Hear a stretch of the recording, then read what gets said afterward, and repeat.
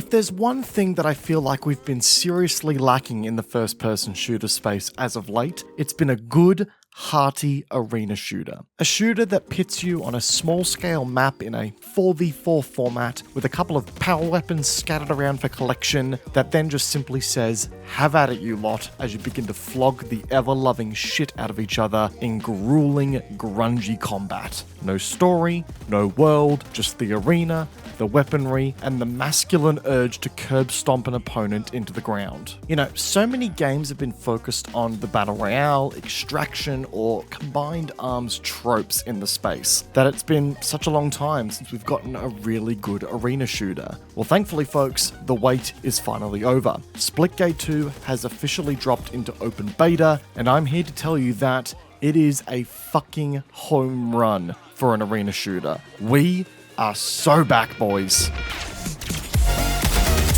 Heating up. Your opponent is going for a capture. Guardian Angel. Double. He's going for a capture. Help them out.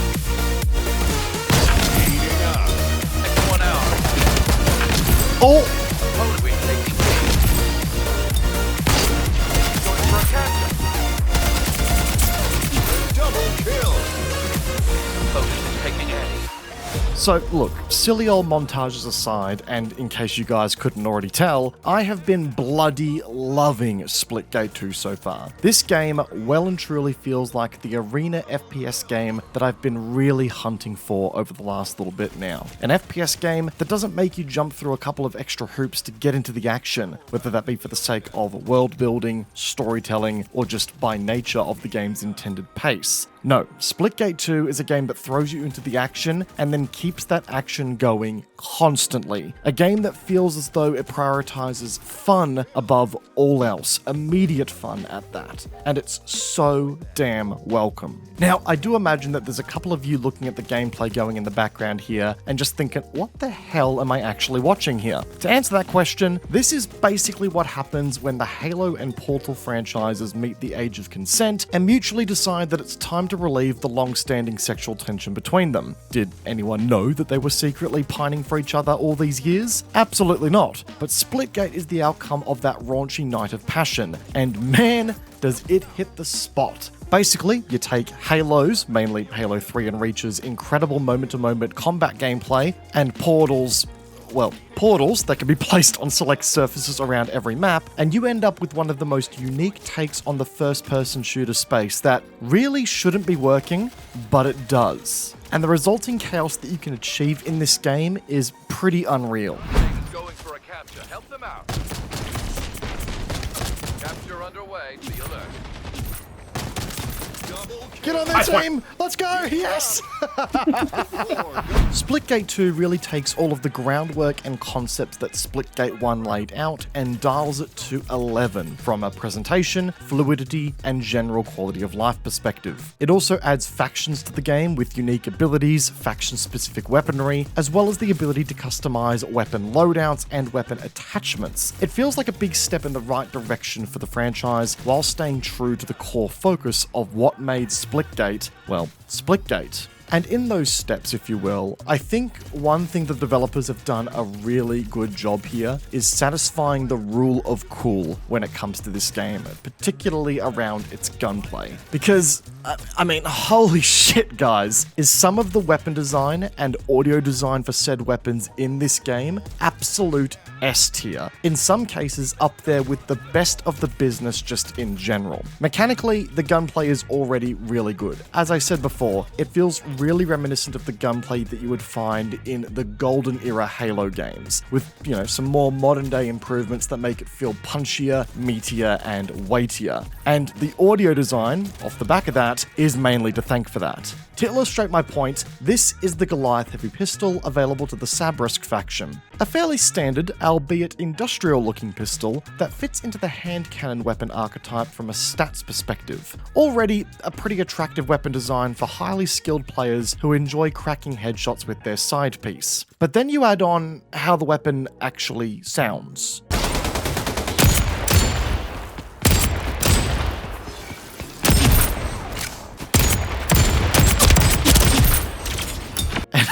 sweet Jesus. That just might be one of the sexiest sounds I have ever heard come out of a pistol in all of my years of playing first-person shooter games. When I first picked it up, I felt the testosterone run through my veins in ways that I didn't think were actually possible. There's half a chance that I'm going to simply main that pistol in this game now due to how it sounds and how it sounds alone. I mean, quite frankly, whatever the audio designers of this game are being paid right now, it ain't high enough. It needs to be higher. Whatever that number is, add a zero, I don't care. Their work on the weapons in this game gives them so much oomph and so much weight that it complements the mechanics of the gunplay in such a great way, and in some ways elevates it above the competition in its own way.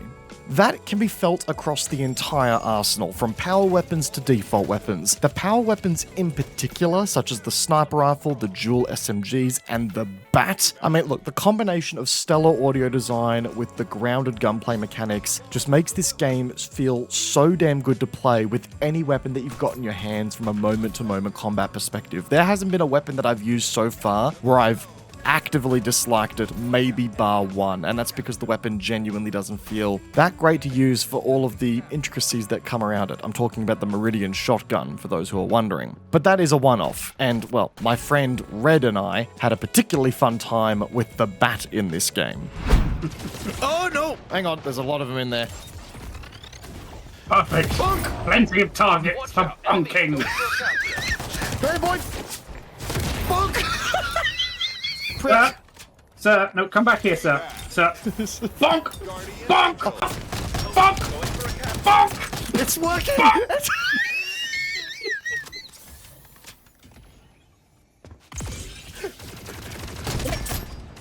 Red, you need to stop.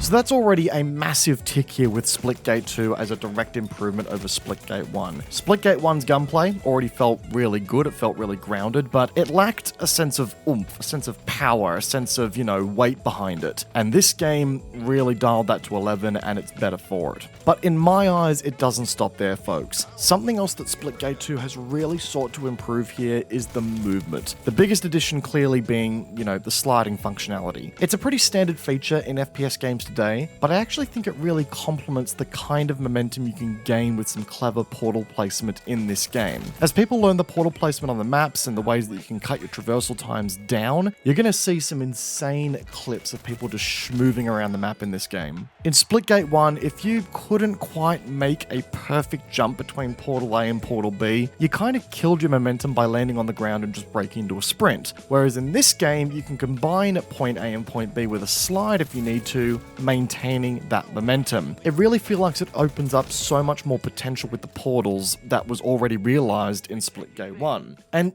on that note, something that I have been seeing quite a bit lately as well around the Splitgate community is a concern that the game's core defining mechanic, aka the portals, might have taken a bit of a backseat to the enhanced mobility and the faction abilities that are also now present in the game. And in a way, I can see where people are coming from. The addition of new mechanics and the addition of new abilities, so on and so forth, is obviously going to take some of the spotlight away from portals because, portals are now no longer the only defining mechanic that may change a gunfight or may change how you get around the map because you've got other abilities that assist with that. But I will say, in my time of playing Splitgate 2 so far, the portals continue to be a very important dynamic in the gameplay loop. The maps continue to be very well designed and very catering to portal gameplay, and already in such a short time of playing the game, I've noticed some great portal spots that allow you to get some excellent flanks or excellent firing angles on capture points and objectives that you can really leverage to your advantage. And there's also quite a few points on the maps that you can leverage portals to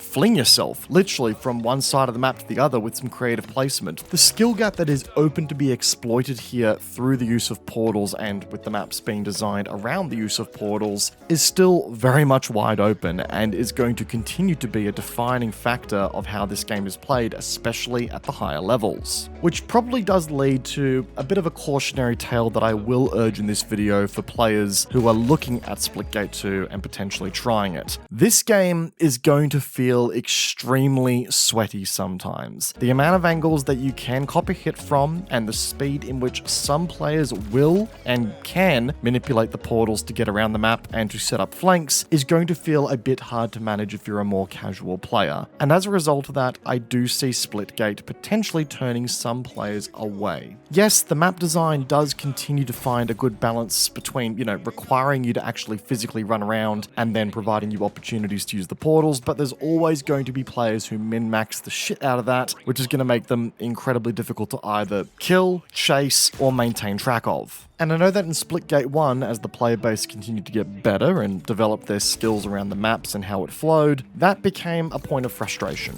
which is also bound to happen for any game that does feature mechanics that do offer an extreme skill gap. If I may close this video off though with a final thought, folks, especially off the back of those thoughts regarding the skill curve that may be exploited in this game to be frustrating for new players. I actually think Splitgate 2 is an extremely important game for the first-person shooter industry. I know many people are going to look at the game and think, meh, it's just a quirky Halo game with portals. It'll be a fad for a little while and then it'll be done type deal, which the realist and the pessimist in me says could be true, if I'm being honest. But if I'm being 100% real with you guys at the same time, I really want Splitgate to take the industry by storm and really stick it to the big guns who operate in the arena/small scale first-person shooter worlds, such as, Call of Duty and Halo. Do I expect this game to be the Halo or COD killer? Absolutely not, guys. That'd be silly of me to even suggest it. I just want Splitgate to really act as a reality check for the big guys in town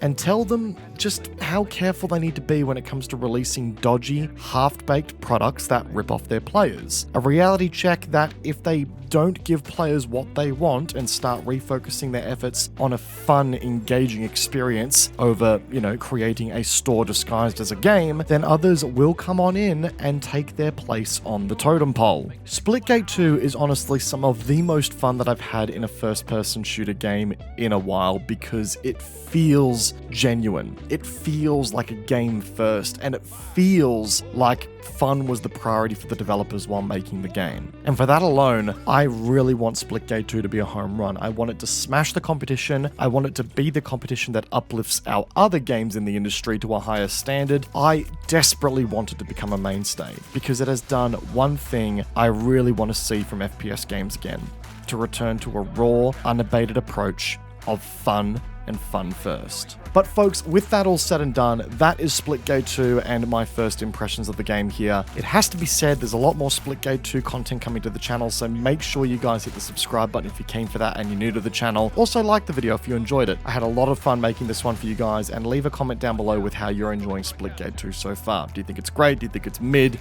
Let me know down below. But until next time guys, peace out, and I'll see you all in the next one. Take care guys, have a good one.